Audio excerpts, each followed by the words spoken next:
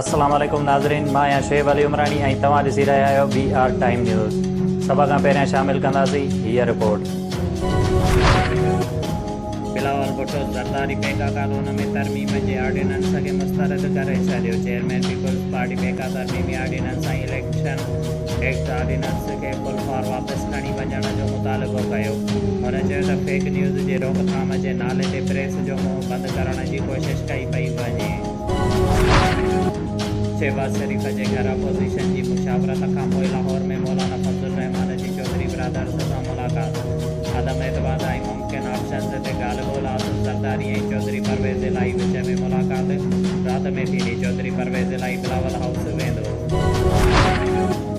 वज़ीर दिफ़ा परवेज़ खटक चयो आहे त अपोज़िशन जेको मर्ज़ी करे तहरीक अदम एतमाद नाकाम आहे ऐं रहंदो। उहो अपोज़िशन खां जबल तयार आहिनि। का बि इन हाउस तब्दीली न अची रही आहे। सिर्फ़ु माण्हुनि खे धोखो ॾिनो पियो वञे। उहे पंहिंजे मेंबरनि सां राबते में आहिनि। वज़ीर अज़म 5 साल पूरा कनि।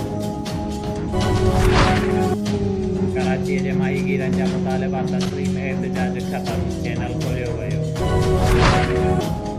All Sindh irrigation trader unions federation Sindh जे ऐलान ते इरिगेशन दाऊद डिवीज़न ऐं नुसरत डिवीज़न जा मुलाज़िम सन कोटा न मिलण ख़िलाफ़ टे नवाब शाह प्रेस क्लब अॻियां एहतजाजी मुज़ाहिरो कयो। हुन मौक़े ते उस्मान डायरी शुएब गुलर फ़कीर गदा हुसैन ऐं अली बख्श ज़रदारी ऐं ॿियनि चयो त शहीद ज़ुल्फ़कार अली भुट्टो इरिगेशन मुलाज़िमनि खे सन कोटा जो हक़ ॾिनो हो। शहीद रानी बेनज़ीर भुट्टो बि हक़ असांखे ॾिना हुया, पर हाणे असांखे सन कोटा न ॾिनी पई वञे। उन्हनि वधीक चयो त इरिगेशन में नौकरियूं आयूं आहिनि। उन्हनि जा इंटरव्यू DCO जे हवाले कया विया आहिनि, जंहिंजो मतिलबु त नौकरियूं विकिरो कयूं पयूं वञनि। उन्हनि चयो त इंटरव्यू इरिगेशन इंजीनियर जे अॻुवाणीअ में कया वञनि। जेकॾहिं सन कोटा ते अमल न कयो वियो त पूरे सिंध में एहतजाज कयो वेंदो। डिप्टी कमिश्नर शहीद बेनज़ीर आबाद आमिर हुसैन पावर चयो आहे त पोलियो ख़िलाफ़ क़ौमी मुहिम खे कामयाबु बणाइण लाइ उलमा इकराम जे ऐं समाजी रहनुमाई ज़िला इंतिज़ामिया ऐं सिहत खाते सां ताउन कंदी। आवाम में पोलियो मुहिम बाबति आगाही पैदा कनि त जीअं मुआशिरे खे पोलियो खां पाक बणाए सघिजे। अहिड़नि ख़्यालनि जो इज़हार हुन अॼु दरबार हाल में ज़िले में 28 फेबरवरी खां 26 मार्च ताईं मुनक़िद थींदड़ पोलियो ख़िलाफ़ क़ौमी मुहिम जे इंतिज़ामनि खे ख़ात्मी शिकिल ॾियण ऐं पोलियो जे ख़ात्मे लाइ उलमा इकराम जी आगाहीअ लाइ मुनक़िद थियल वर्कशॉप खे ख़िताब कंदे कयो। 68 मोरी शहर में ॿीहर तक़रीर जी अदावत रेड़ा ऐं छपरा ठाहींदड़ दुकानदार ऐं इरिगेशन अमले में मुहमारी। इरिगेशन अमले जी शिकायत ते जाम साहब पुलिस पहुची होटल ऐं छपरा ठाहींदड़नि खे 6 माण्हुनि खे गिरफ़्तार करे वरितो।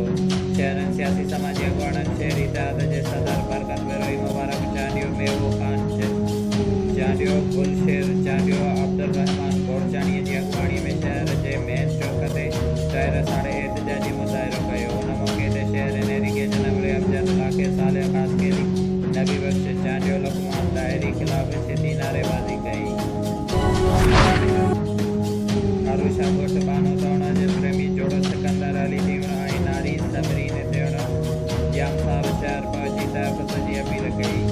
आरुषा ॻोठ बानो तीवण जे प्रेमी जोड़ो जाम साहब पहुची मीडिया खे ॿुधायो त असां कुझु ॾींहं प्यार जो करणो पियो आहे। जंहिंखां पोइ समरीन जा माइट जंहिं संदसि पीउ मलूक तीवण संदसि भाउ सनाउल्ला तीवण शहज़ादो तीवण मां असांखे जान जो ख़तरो आहे। असां उते जे सिंध ऐं आला अख़्तरनि खां मुतालबो कयूं था त असांखे तहफ़्फ़ुज़ फ़राहम कयो वञे त जीअं असां पंहिंजी ज़िंदगी बिना ख़ौफ़ जे गुज़ारे सघूं। शुएब अली उमराणीअ खे ॾींदा इजाज़त। वधीक ख़बरुनि ऐं अपडेट्स लाइ ॾिसंदा रहो BR टाइम न्यूज़।